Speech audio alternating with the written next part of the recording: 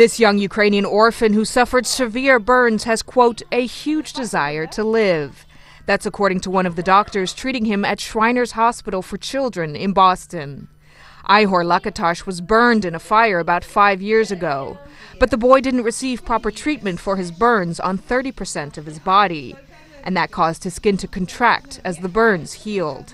Basically, his arm has been completely attached to his torso to the point where he's just able to wiggle his fingers but could not move his wrist, his elbow, or his shoulder because of the severe contraction.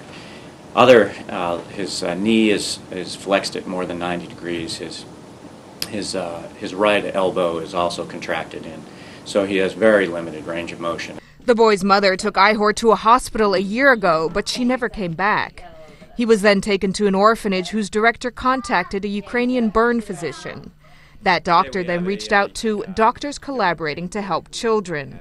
The nonprofit group then arranged to bring Ihor to the United States for treatment. One of the physicians with whom we're working closely in Ukrainian in Lviv called me in terms of scheduling this case in outreach clinic, and he showed me the picture, and he explained to me the story of this kid.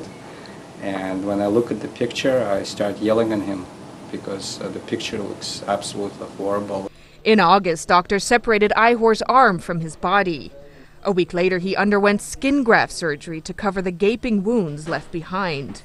Surgeons also separated his flexed knee. The surgery itself is relatively simple, but it can have a lot of bleeding. It can have very involved surgery, and it's extremely painful after the surgery. Ihor still has more surgeries and extensive physical therapy ahead of him. But doctors are hopeful that he'll be able to walk again, bend his arms, and possibly have full range of motion. Ihor may spend as much as 6 months at Shriners. Then he'll likely return to the Ukraine and the orphanage eventually. But for now, the boy charms and plays with the hospital staff in Boston. Nicole Grether, The Associated Press.